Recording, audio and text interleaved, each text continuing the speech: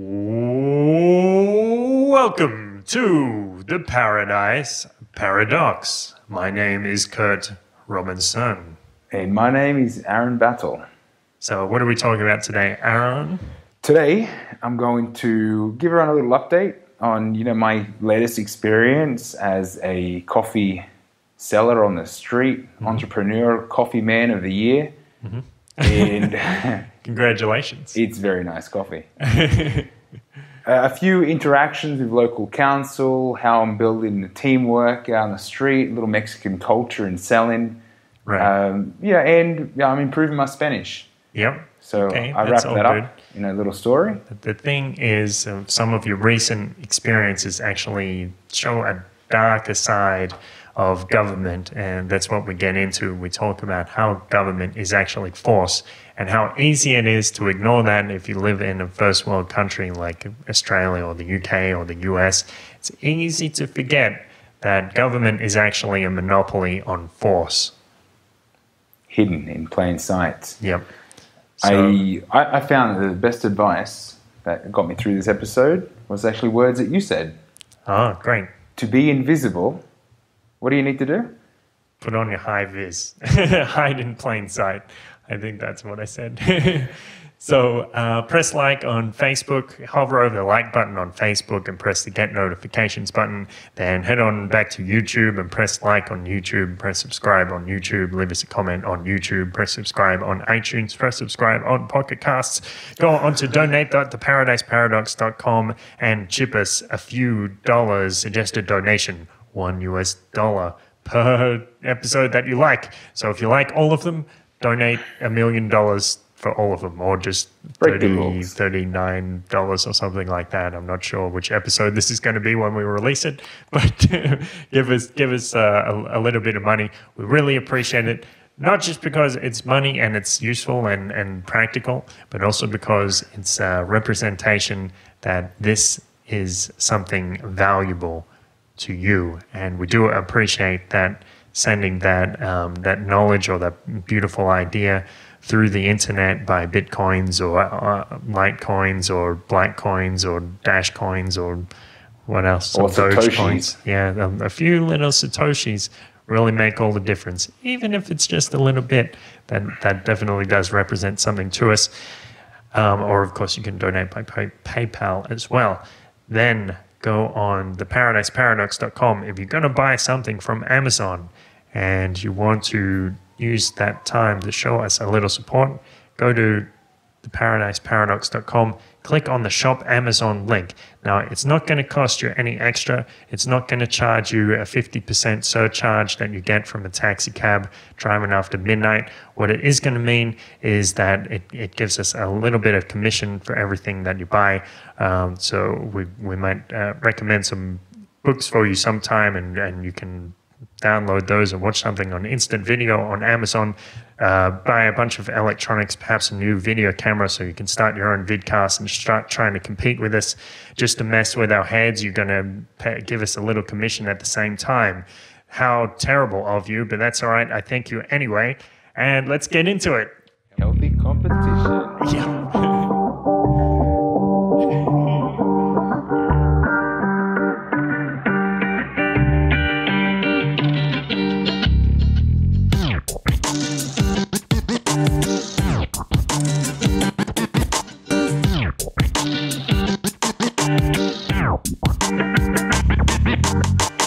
Let me jump back a little bit to arrive here in Mexico. Okay. Reveal the mystery. Tell us the whole story. Okay, so this is about 9 months ago, roughly. Yep. 8 months ago. I arrived in Mexico, plans to get married in a few months, and just basically here for an extended holiday. Check out what was going on. The original plan was to be married and then to work out what happens next, possibly move back to Australia, get back into the rhythm of life as a married man. But I enjoyed Mexico so much, I decided to hang around. All right. Drink break. Okay. Yeah, I mean, Mexico is good, right? I mean, you've been here for a little bit too, and it's cool. Yep. It's not. I actually thought it might wear me thin. Like I might get over it, but it hasn't been that much. Hasn't been that much of a change. Really, it hasn't been that hard for me to adapt. I mean, so it's been good. Right. Let me jump into this. The thing that really bothers me, actually, the thing that gets to me is the inconsistency of the internet connection. That's that's the worst. But other than that, it's okay. Because some days you have, well, I mean, we talk and we have very similar internet situations. Some days it connects and it's great. No issue.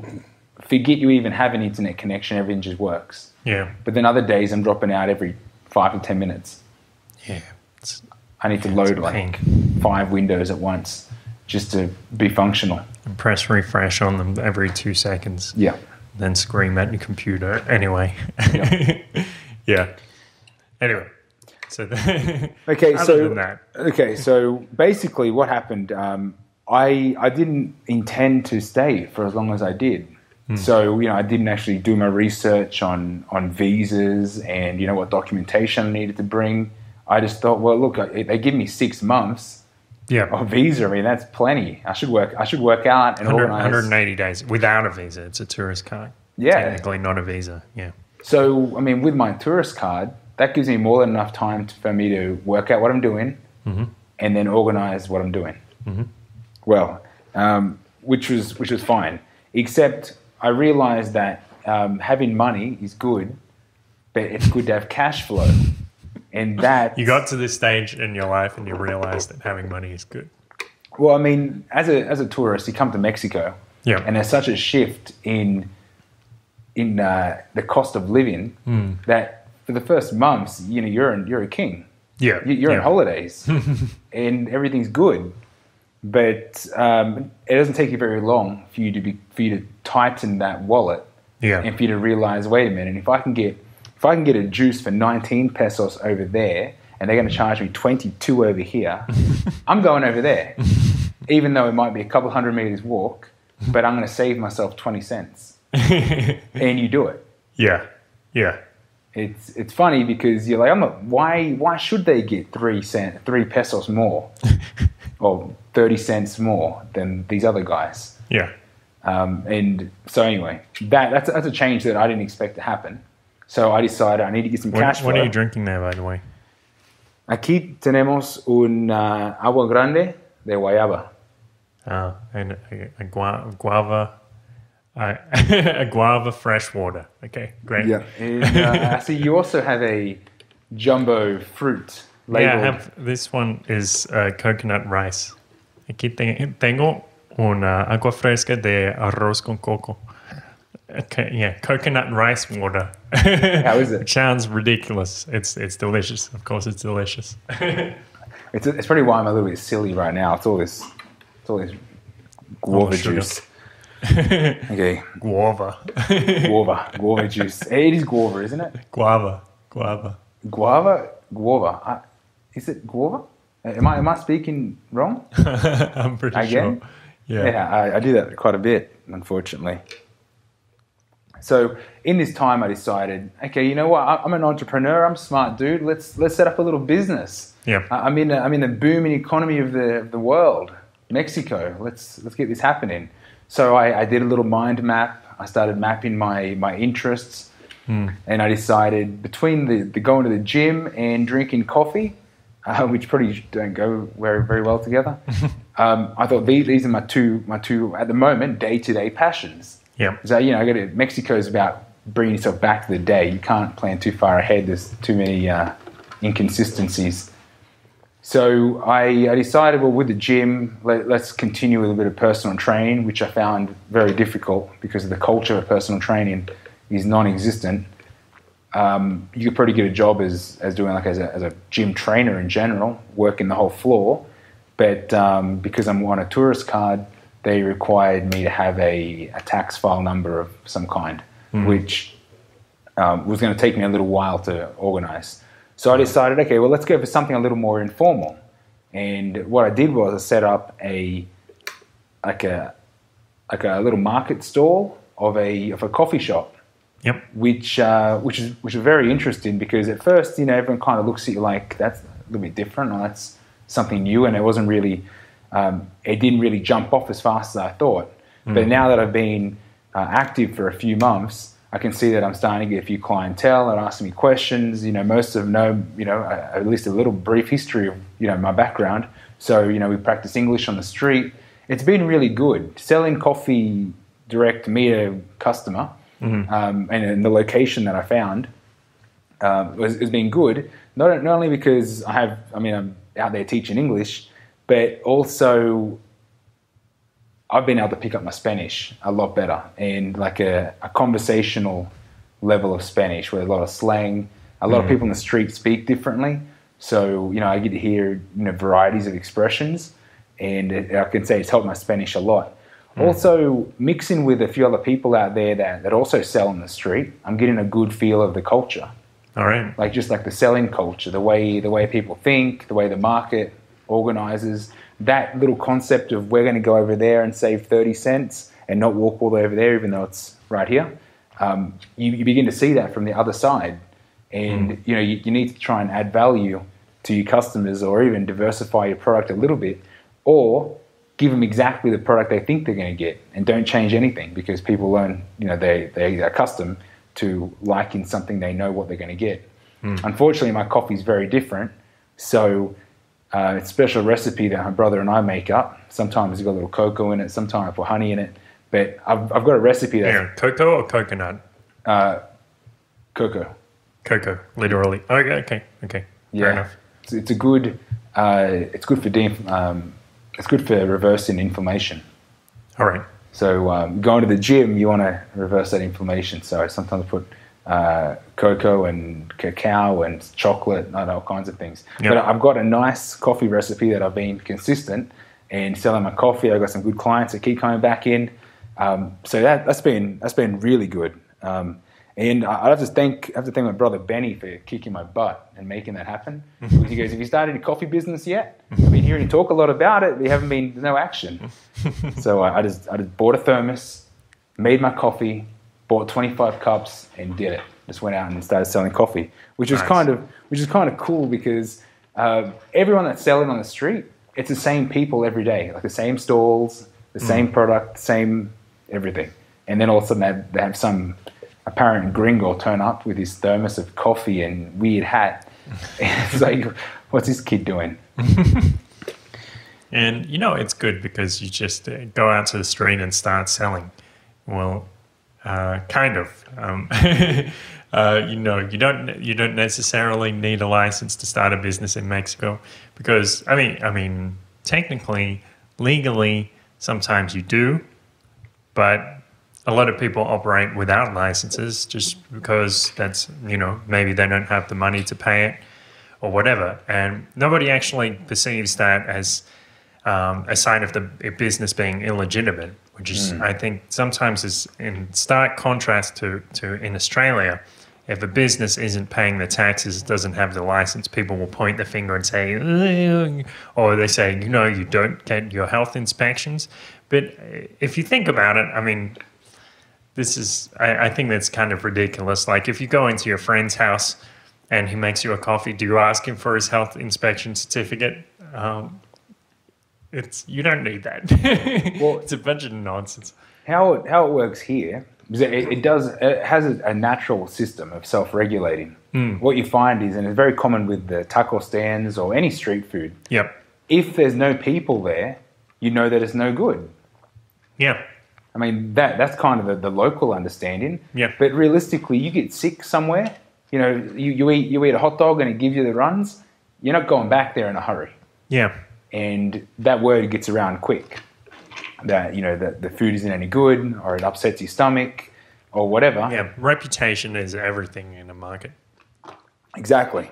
But I mean, as permissions aren't that hard to work out. Right. I mean, you can get it organised pretty quickly. But the interesting thing is that the first thing I noticed working on the street was the teamwork that you seem to develop. Because in the spot that I'm situated, there's a lady that sells tacos to my right. I usually stand with a guy that's selling USB memory sticks and CDs and pens and things. Full Kind of of like a little. 1,000 tunes of cumbia or something.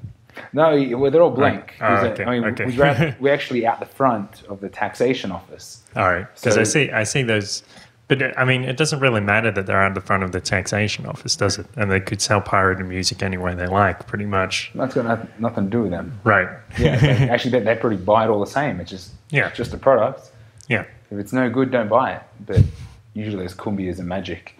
There's another guy that sells lunches and salads, sandwiches, and over just across the side, there's another guy that sells like about this size of cut up fruit with usually lemon or chili on it. So about a litre cup full of cut up fruit. Yeah, so there's 5 of us that work there, and we've really quite developed this little team because obviously it's toilet breaks and what have you that you need to leave your stand, and it's like, oh, don't worry, man, you're gonna look after my can you look after my coffee? Like you already know the little ones are 10 and the big ones are 20. It's like it's not very hard. And I come back and they give me a few personally go, yeah, I sold a little one or I sold a big one or whatever, and it's all good. Yep. The same thing with the sandwiches. It's like, I need to go deliver this sandwich. You know what to do, and it's kind of like his joke, like, you want to Take the reins. Move up with the big boys. Yeah. Selling sandwiches. Exactly. And it's got to the point where usually where I park, I double park my car because there's never any parks here in the morning. And I was like, I need to go to the toilet. Here's my keys in case I need to move my car. Like it's like the trust that we have in our team. It's if I take a day off or I just leave my house late, I'm not going to make it there on time. It's I get there and there's no boss to say, why are you late or what happened? They usually say, man, are you okay? Like what happened this morning? And they want to help you out. You know what I mean? That kind of team. And it's interesting because it's almost like when you go to your office and you see the same work team every day. It's exactly like that. Except, we all look after our own department, our own finances, our own stock. It's like, we all have our own little business. The decentralized office, individual cells. Yeah, well, I mean, work together. Well, it's interesting. You study organizational structures and change and all that, but until you see something like this type of business unit work, it's like, wait a minute, big companies could be structured like this too, where everyone looks after their own shit and no one steps in each other's business. Yeah. Or they can with permissions or with respect. But then now we're going to switch back and talk about permissions. It's interesting at the moment. You keep using it like the Spanish word permiso, but really in this case you mean a license, a permit. Yeah, permit. That's probably the better word. Yeah. So with these permits to sell, they're not expensive. Like per month, usually you buy them 2 months at a time, and it might cost you $5. $5 a month to set up. Literally, I think the smallest is like 1 meter square. So you buy your 1 meter square, and it's going to cost you $10 for a 2 month period, and that's it.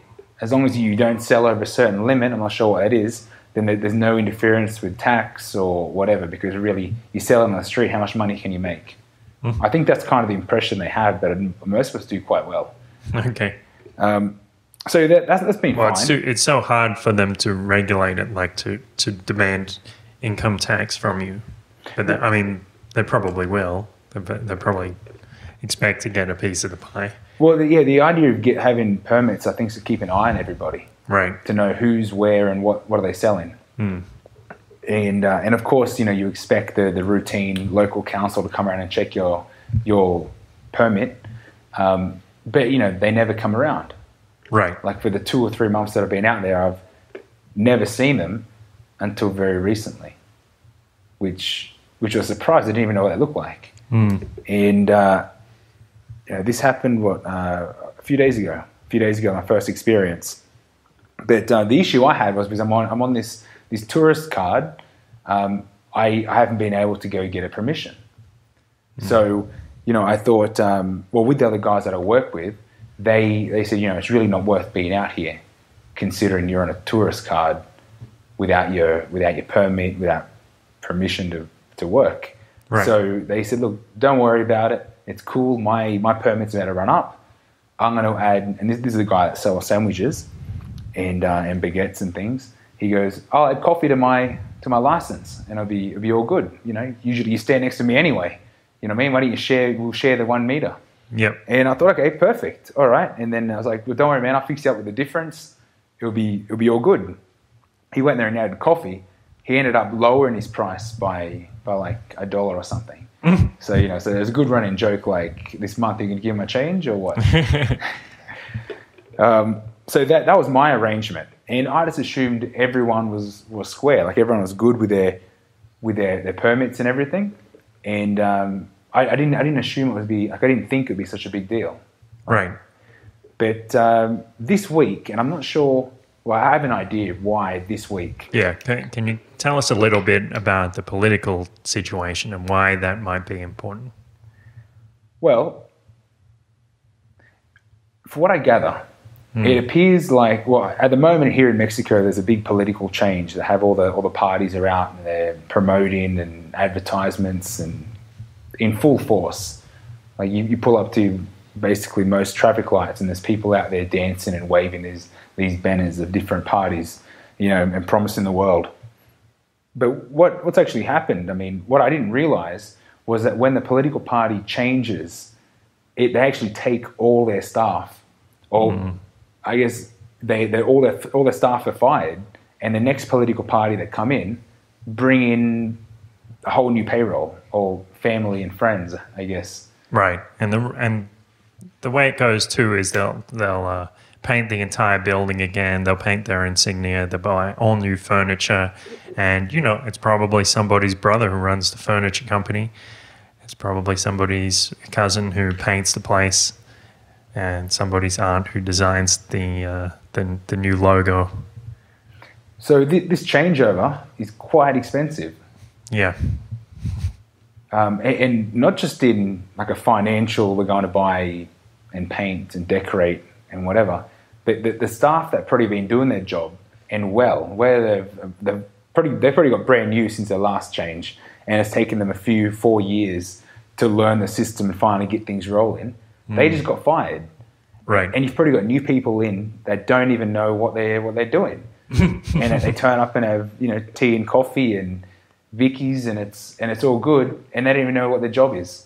Yeah, because they're the nephew and they just got hired and they don't know really why, but they know they got a cushy government job for at least for a few years. And yeah, I think in some ways, I think this is good for Mexico because it means the government can never conspire too much. So the nation state system isn't as fixed in place. Like in Australia, if somebody wants to come in and cut government spending, nope, you can't do that because every single government program has hundreds or 1,000 people behind it, and they'll all protest and say, hey, this is my job. You don't have the right to cut spending and all that nonsense. Even though they're getting paid with taxpayer money anyway, or loaned money anyway from the central bank. Yeah. So I think it does in some ways. In some ways it's terrible, but in some ways it's good because it means there's no entrenched interests for long periods. So what's happened is, I mean, I don't know if you've noticed, but the political party in place obviously want to keep their house intact. So what they've done, they've taken out massive loans and invested all of it into infrastructure. There's like construction going on everywhere, all over Guadalajara. Okay. Like all the streets, they've 6 months ago, they started building their new subway system all the way north. It's massive construction. There's like every I'm using Mexican words again. No, every suburb has... You're going to say every colony? Or yes, that's exactly what I was going to say. Okay. No, every suburb has street upgrades or something. I mean, the next street over here, there's something going on in Zapopan. There's like they're putting new signs up and they're painting all the lines on the street again. Like everything's in full force of, you know, we've been in power for the last 5 years and we get things done. even though it's only been the last 6 months they've started spending all the money. It's because they know they're not going to be there anymore. So who cares? Leave the debt to the next guys. and they're only going to be like, well, I'm good for it. Let's borrow some more money. And like that's a totally, it's a mess. It's a mess for the whole country because I'm sure every single little town does it. Every city does it. It's the way Mexico's run, which is probably why we haven't really seen much advancement in the last 200 years. A little bit. More than a little bit. I think Mexico has come a long way in the last 20 or 50 years. Yeah. That's true. I guess they have. But what this means is that at the moment, for you to gain a permit to sell, it's near impossible. What? Because all the bureaucrats are busy organising the roads, or what? Well, because I'm not sure why, but they just don't give out permits at this time. It's like if you haven't already organised your permission to set up and sell, then you're not going to get it. Now it's like they put this blanket on and block everyone from applying. But on the other side, they're going to check like everyone that's supposed to be working. They're now out on the streets checking everyone's permits. Okay. So it's like these two hands of this extortion racket. On the one hand, we're not going to give you the permit, and on the other hand, we're going to go around and check who has permits. Because we didn't give any permits, we can come around and steal all your stuff and fine you. You kind of gave it away. That's exactly what happens. You know, steal your stuff and fine you. It's the same kind of thing. Yep. It's been a while since I felt what it feels like to be bullied. Like to really be in the schoolyard and have some kids pick on you. I forgot what that felt like. But like you said, not be able to get a permit and then having to be forced to keep working the way you are because you have the necessity, because you possibly have a family at home, or because you've got the same cost of living. But there's next to, the employment situation, there's no growth in jobs in Mexico. I feel like there's plenty of work here, but you kind of need to make it yourself, which kind of goes hand in hand with the issue. Yeah. So that is one of the great things about Mexico, because if you want to make something of yourself, just get started. You don't need to worry too much about hiring a lawyer and ask him about business law or some nonsense like that. You just go for it. Some do, and probably do very well. Okay, yeah. They're probably taken a lot more serious. But most people are happy earning what they need to make on a daily basis to get through the next day. Save a little bit, but keep going day to day, week to week. And, they really live that day to day. What I've seen in the last couple of days, what's happened is I was confronted 3 days ago by a government official that just walked up in my face and said, "Good morning. Permission? Oh, permiso?" Right. And I shook his hand and said good morning to him and said, "No, I don't have a permit." Right. And he looked at me and said, "Well, why not?" I said, "It's not my tackle stand." Right.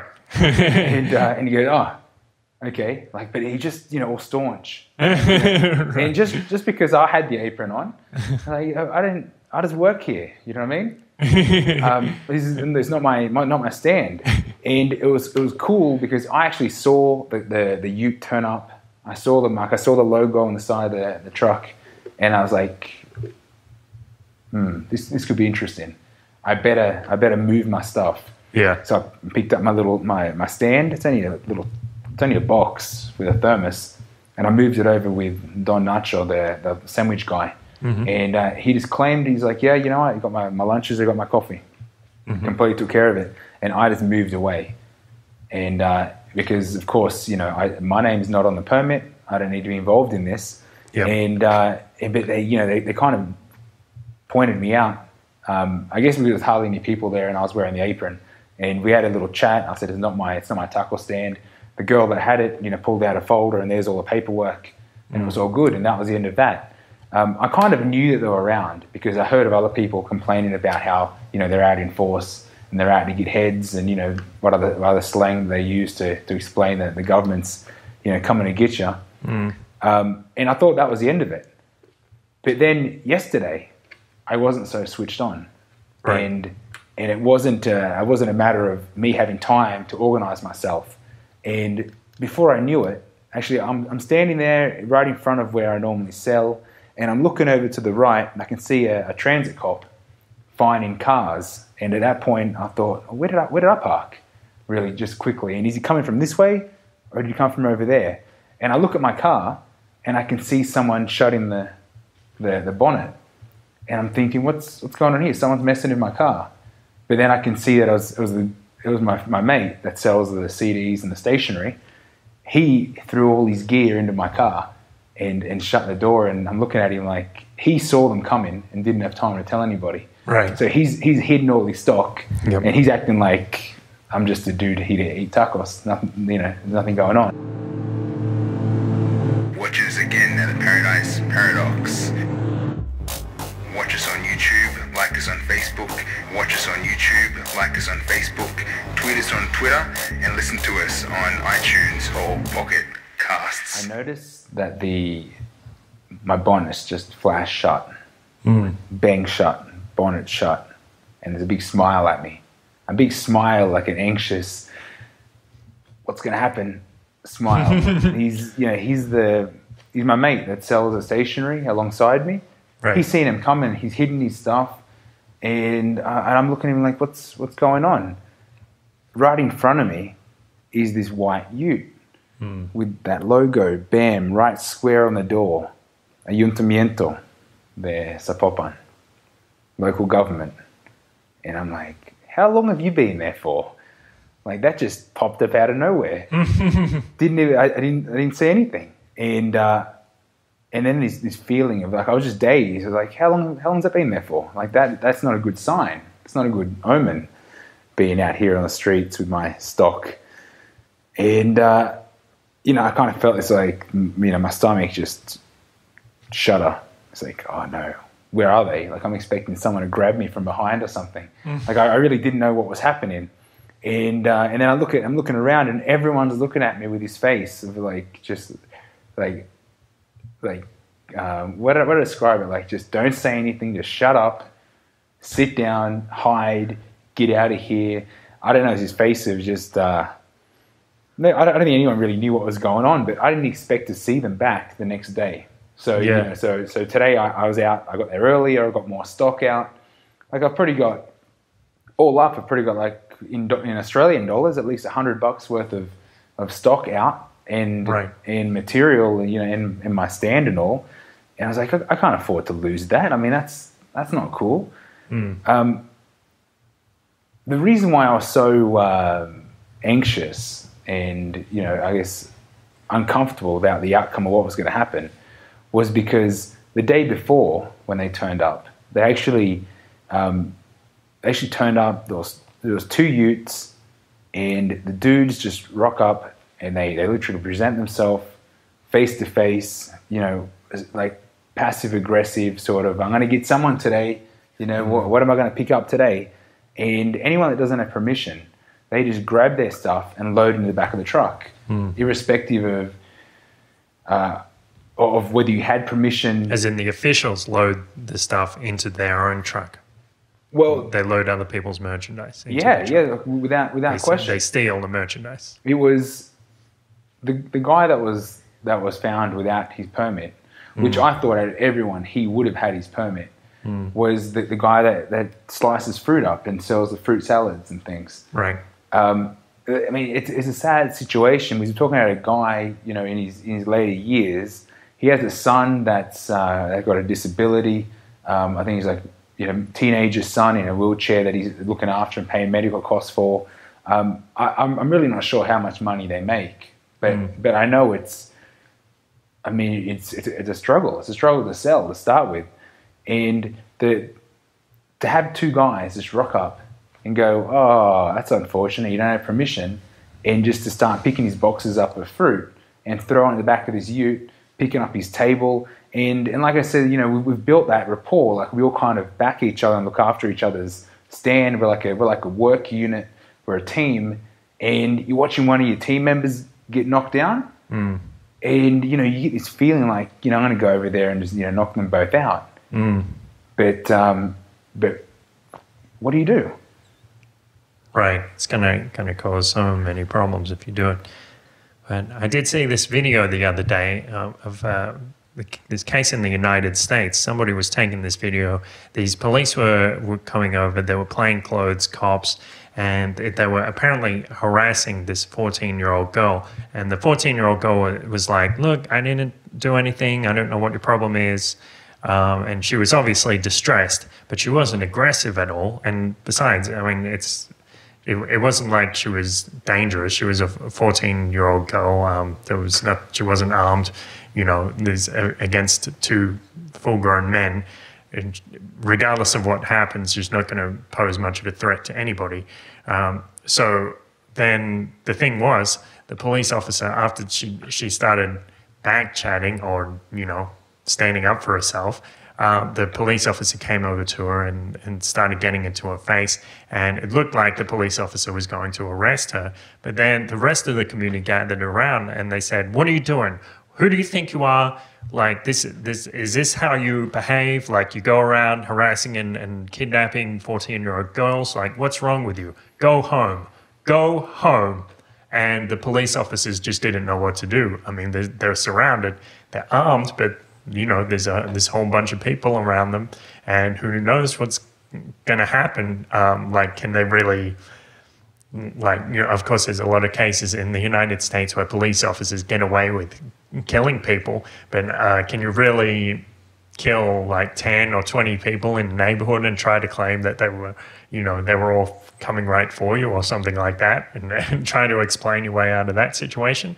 So that put a lot of pressure on the cops, and they just jumped in their squad car and left.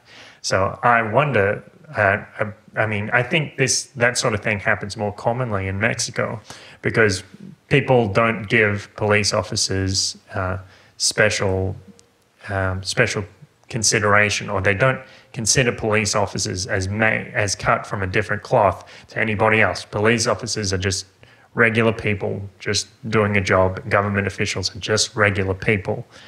So they're not going to treat you like bow down on their knees and kiss your feet or something like that just because you wear this costume. And so I think this sort of thing must happen frequently in Mexico. And I wonder how often it would have to happen in a situation like this in Zapopan before people would just start yelling at these police officers and saying, "You're nothing but a bully. You know, you're a thug. You're destroying people's livelihood. Who do you think you are?" And I'm sure that sort of thing must happen sometimes. But of course, like in this case, nobody really wants to go first and put themselves on the line. But I wonder how easy it would be if everybody just started saying that. Yeah, I wonder how quickly that would crumble. Everyone would definitely back each other up. Yeah. And I think it would escalate quite quickly.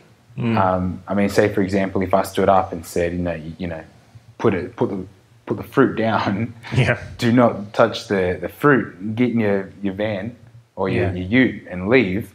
I think people would back me up. Yeah. But in the situation that I'm in, where I'm, you know, finalising my nationality or my visas and paperwork, it's like, you know, I don't need, you know, the same government office that's going to grant me my nationality to, you know, I just don't need trouble. Yeah. You know what I mean? So, I mean, even with my coffee, like, you know, I had permission. I've got no problem because, you know, I guess in this case, I'm working for the, you know, the guy with the launches. Yeah. And that's all good. Except, you know, I don't need them to be asking for my ID and, you know, my personal details in this case. In case someone, you know, knows someone else in another department and go, well, you know, this guy's out here and he's, you know, got organising visas and things. It's like, you know, just to cause shit. Like, these people don't care. Yep. You know, next month they could lose their job. And next month they will lose their job if they don't win the election. So they really don't give a shit whether they're out there causing trouble or not, or making friends or not, because they know that, you know, they're going to be out of a job anyway. So I may as well make the most of this situation and, you know, upset, take, rob, steal as much as I can while I have the authority and while I have that logo on the side of my van. Yeah. The other way to look at it is that these people are trying to justify their jobs now when it comes close to election time so they can hold up their stats just for the last 2 months and say, well, look how much revenue we brought in. And then maybe the next government will be like, oh, yeah, these guys are good. We'll leave them on. Who knows? Yeah, these guys are good. Good at thuggery, good at stealing things from people, good at handing out fines and extorting people from their livelihood. Now, the thing about this is government is force. Government is, one definition of government is an organization with a monopoly on force in a certain area. And I mean, even some people will say, "Oh, that's not the government, the definition of government that I use," but it's quite accepted, and it tends to fit the facts quite nicely. And even Barack Obama used that definition once during a speech. And the thing about it is, in some countries, especially if you live in a very rich country, then a lot of the time you don't see the force itself. What you see is several steps removed from the force. Like if the government sends you a fine and then you don't pay it, and then they send you another fine with a late payment fee, which is like 30% of the original fine or whatever, and then they send you another fine and it says this is a final notice and we're going to send in a bailiff or a sheriff to collect your property if you don't pay this fine, or we're going to send it to a court to get a court order to enforce it or something like that. But the point is, it always comes down to force, and everybody knows, maybe not consciously, but they always have an idea that when they receive that fine, there's something behind it. There's a threat behind it, a threat of violence or a threat of theft. The government agents are going to come in at some stage, and not that they always do, but they always want to give the impression that that it's a real threat, that it's a promise, that they're going to steal things from you or lock you up. And I've heard people say as well, oh, well, if they're going to lock you up, that's not actually violence. Well, come on. If someone comes in, a police officer comes in, he puts you in cuffs and you decide to run away, then they may shoot you, they may kill you, they may beat you up, they may do all types of things to you, but it's probably going to be violent. And just because you go along with them because you know the consequences doesn't mean it's not violent. The threat of violence is always there with the government, and everything that government has, it's stolen from somebody else. So it's easy. I think it's easy for some people in a country like the United States or the UK or Australia to ignore that government is actually force, and these people get delusional.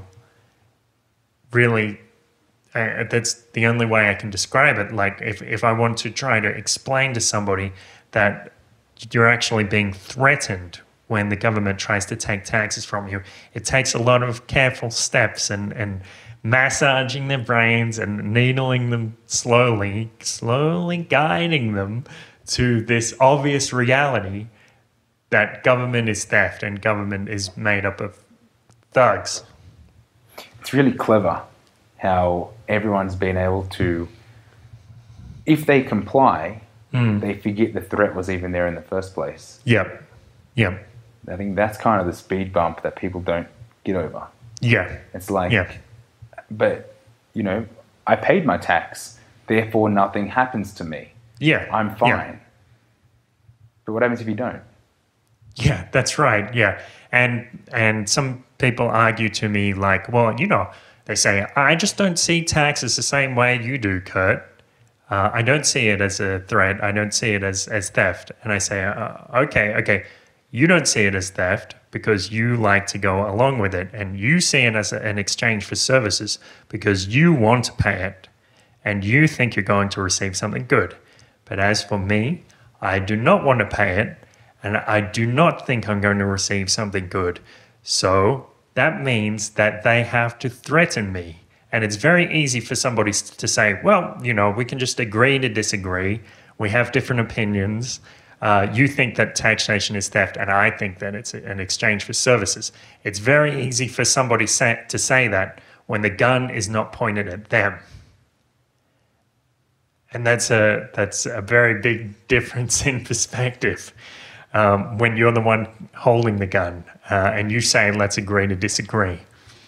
Well, these people think they're free. Freedom to make the choice. But just because they want to make the right choice, in this case, in their point of view, then they're still free when there's no other choice? Well, that's what some people seem to think. But that's why, I think libertarianism is going to be a huge movement in Mexico over the next few years because Mexicans already know it, and Latin Americans already know it. They already know the government is corrupt. They already know that it can't work, that it's probably never going to work. And they already know that taxes aren't something good and that the government agents are thugs because they've seen it with their own eyes. It's not hidden. And the education system isn't efficient to brainwash them into thinking that police are there for their own good or some nonsense like that. I think there's a lot of people that would have been in my situation weeks ago. We're aware of this. We're aware of the government, taxation, the control system. Yep. And, we're not on board with it. But I tell you, when you see it in your face, stealing from your mates, you feel very different about it. Yeah. I'm still. Well, how did it make you feel? I'm still very raw about it now. I can feel when I was there watching what was happening.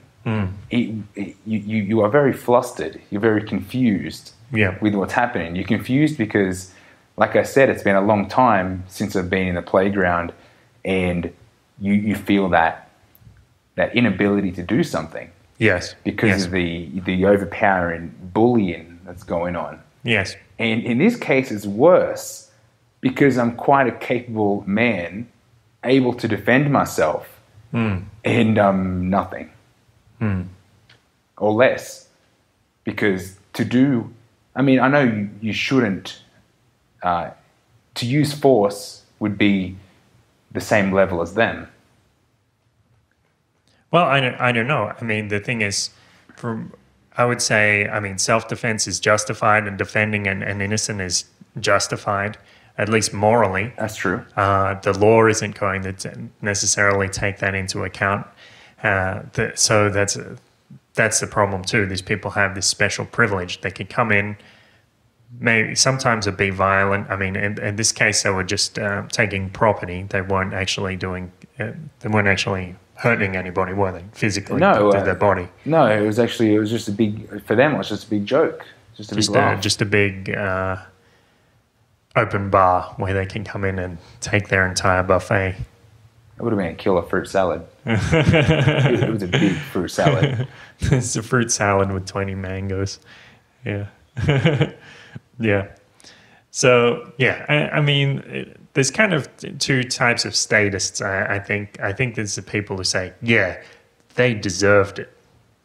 And then there's the delusional people. The people who say they deserved it, like they would look at some of Aaron's colleagues there and say, like, this old guy selling fruit, and say, well, he didn't pay his taxes, so he deserved what he got.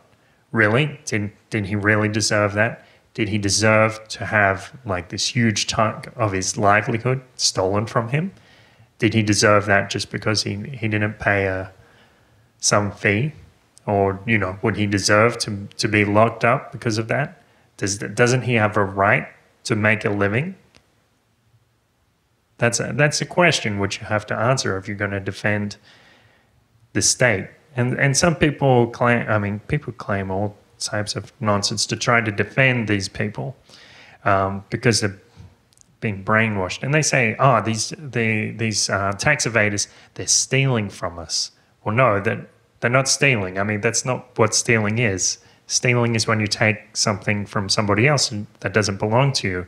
You can't steal by not paying something to someone. That's not what theft is. So it's like if I was holding, if you're on the, like I bring up these examples sometimes. Say I knock on your door and you come to the door and I shove 6 cupcakes in your hand and I say, okay, here are your cupcakes. And you say, well, hold on, I didn't order any cupcakes. And I'm like, I don't care. I don't give a shit. You owe me $100. Well, hold on. I didn't buy these cupcakes. I didn't order these cupcakes. I didn't want the cupcakes. Why are you giving me cupcakes? Not my problem, buddy. You owe me $100. You don't give me the $100, I'm going to come back with my 2 mates.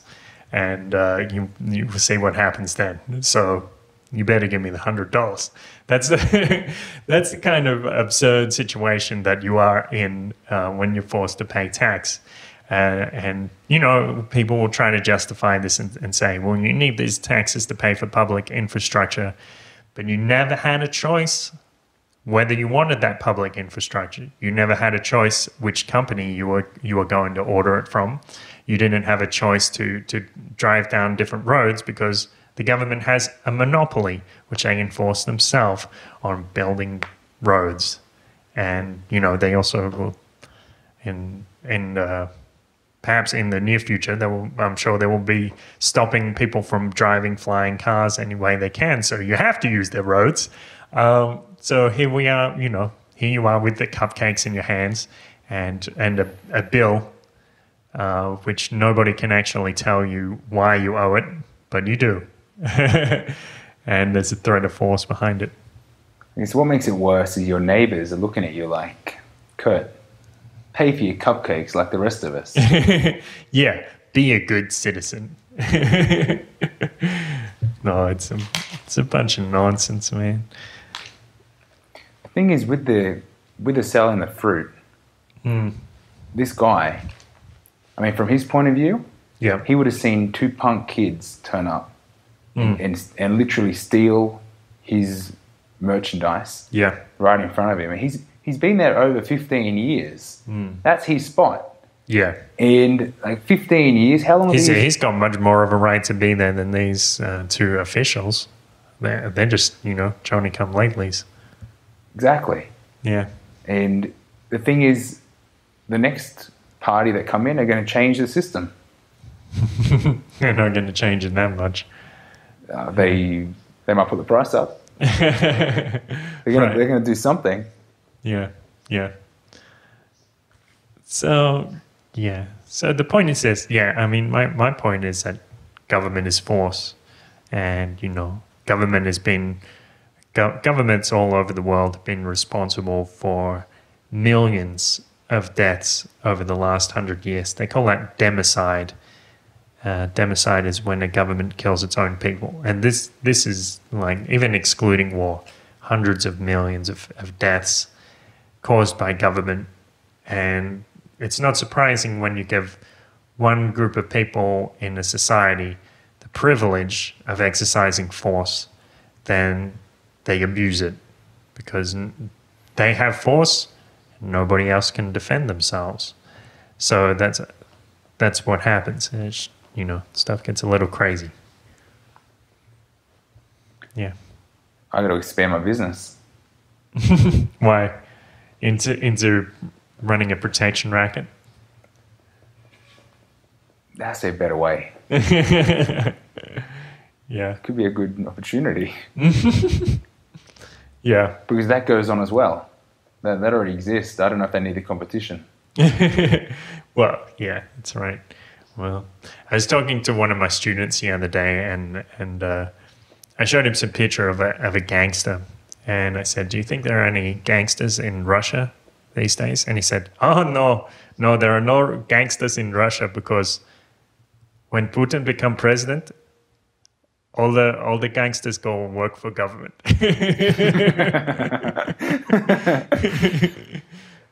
Benefits. Yeah. You get better benefits with the government than with the mafia. Yeah, that's for sure.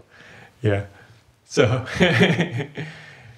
Cool. Hope everyone enjoyed my story. Yep. It's going to be an interesting few weeks ahead. Yeah, so I just want to say, I think the initiation of violence is immoral, and stealing is immoral. Taking things that don't belong to you is immoral. And I think that if humanity really wants to evolve, then we have to find a new way of doing things, and we can do that through peaceful means, through negotiation and education and communication. And those things are how we make civilization. I've heard a famous quote: taxes are the price we pay for living in an uncivilized society. And I think that's very true. Cool. Did you have anything else to say? Perfect. Finishing lines. All right, great. So my name's Kurt Robinson. And my name's Aaron Battle. So press like on Facebook, press subscribe on YouTube, leave us a comment on YouTube. Tell us a great story that you have. Tell us that we're idiots for believing that government is force, or any inflammatory trolling comment that you care to leave. And, But do it nice. Yeah, say please stick this poll up your ass, because that's where it belongs. And press like on Facebook again. Press the get notifications on Facebook. You hover over the like button and press get notifications, and that means you can see every time that we post something truly groovy. And then you're going to go on iTunes and press subscribe on iTunes. You're going to go on Pocket Cast and press subscribe on there.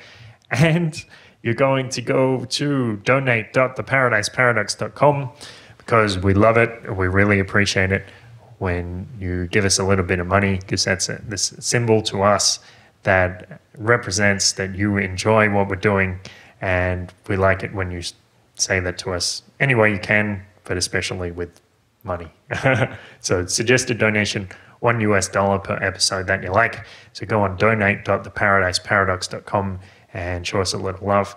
Also, you can go on Amazon. If you're going to buy something on Amazon, go to theparadiseparadox.com, and at the top you can see there's a shop Amazon link, and that link will take you to Amazon. It's not going to cost you any extra. It's not going to jack up the prices because you're using the link, but it will mean that we get a small commission of everything you purchase. So if you're going to buy $100,000 worth of books and ship them to your neighbor's backyard, so as a prank, then go on Amazon.com, go on theparadiseparadox.com and click on Shop Amazon, so you can do that nasty deed to your neighbor.